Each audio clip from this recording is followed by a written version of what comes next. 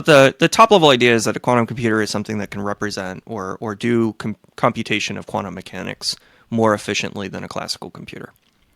The practical aspects are that you're really dealing with this model where somehow you have a thing called a qubit. And we call it a qubit because it's quantum, and it's not actually a bit. It doesn't have just a 0 or a 1 state. It's a probability function. And often what people express it as is what they call the Bloch sphere, where imagine you have a sphere, and the north pole of the sphere is the 0 basis state, and the south pole is the 1 basis state, or vice versa. It doesn't actually matter. There is common nomenclature for it, but I don't remember what it is.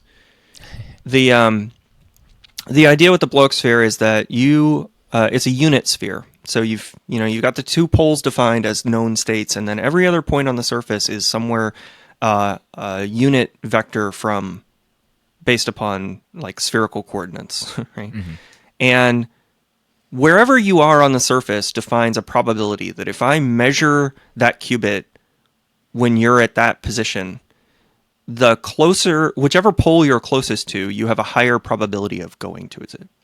So if you're at the equator, you have a 50-50 chance of going to either side.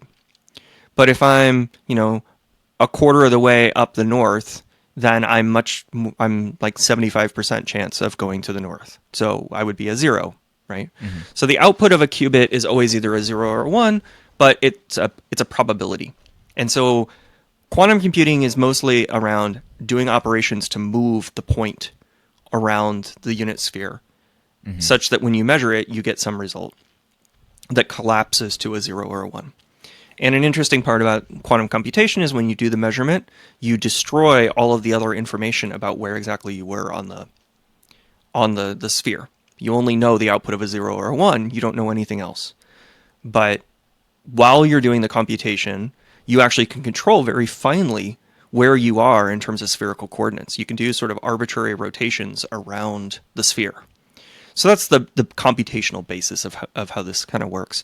And how the algorithms work and other stuff is a whole separate discussion around quantum computing theory, and the quantum computing practice is more of what I deal with, how the machine works. And to that end, quantum computers are kind of at the state that classical computing was in maybe the 40s, where there's a theory of how quantum computing works.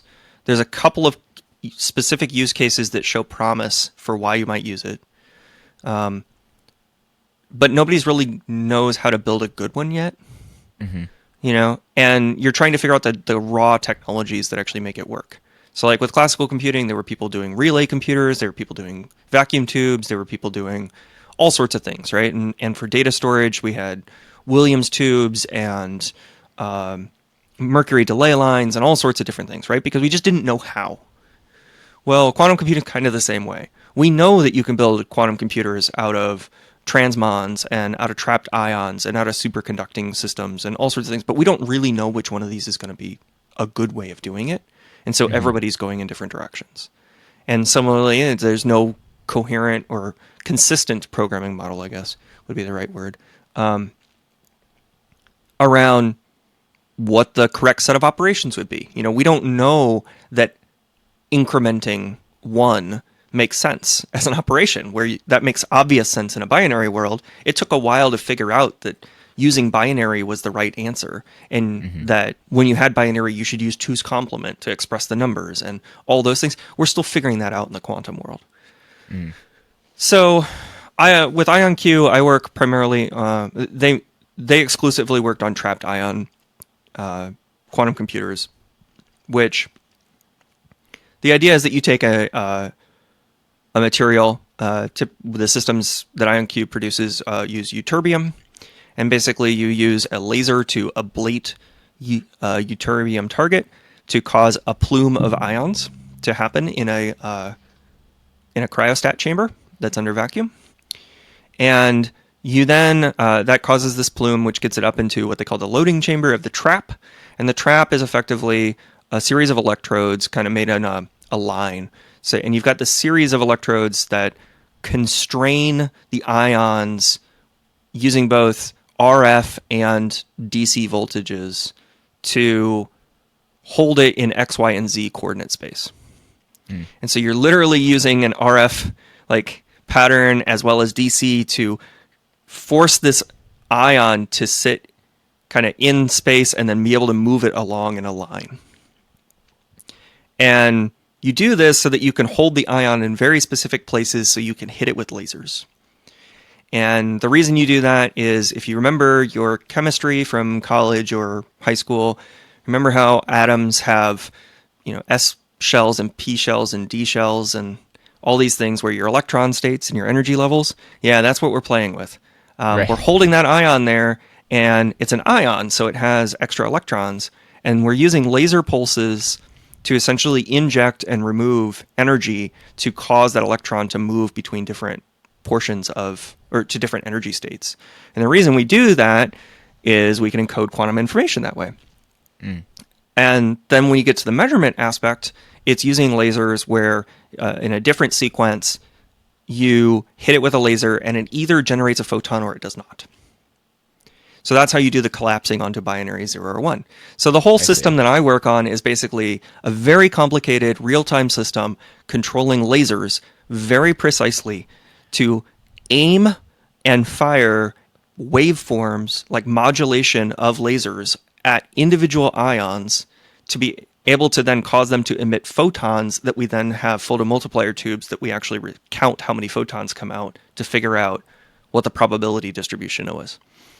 Gotcha. Well, I probably shouldn't say gotcha because, I'm sure that there's a tremendous information loss that just happened over our internet connection here. But the the part that I guess I want to press in on a little bit. So, I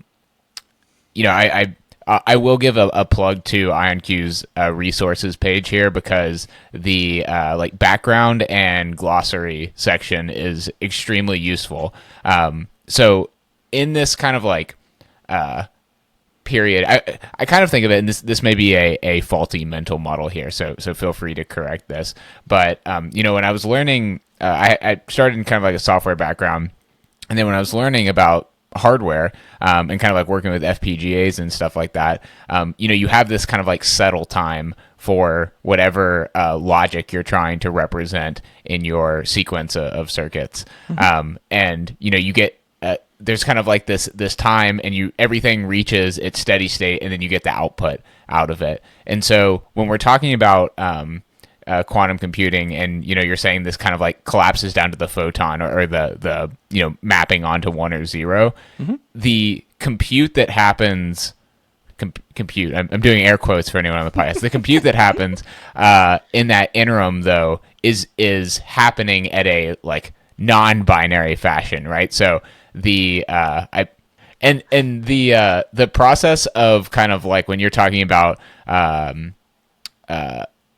moving the point kind of around the sphere there, is that what we refer to as an entanglement, or is that when you're taking two of these okay, so this is at a higher level, right? Because when you're talking about the sphere, you're talking about a single qubit from a logical level, right? And Correct. then entanglement would be when you're taking two of those qubits and they are influencing each other in a somewhat deterministic way. Is that correct? Yeah. So, there's a couple different things there. So, one, when we're talking about this single qubit and that sphere model and moving around the point, that's usually what we talk about as a 1Q gate, right? It's often when describing quantum electronic or quantum computation, they use a circuit model. And so you think of it like an electrical circuit, except it's not. It's like a timeline where you have the qubit going from the left to the right, and you apply gates in sequence. And so it's something goes into a gate and it comes out the gate, but it's actually the same qubit. It's just a timeline of when you did operations on it.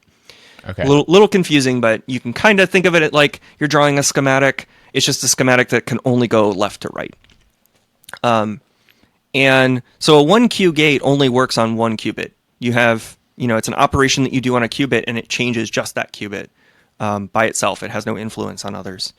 And that's doing some transformation. It's moving that point around. And the I reason we see. talk about it as gates is there's just different operations you can do.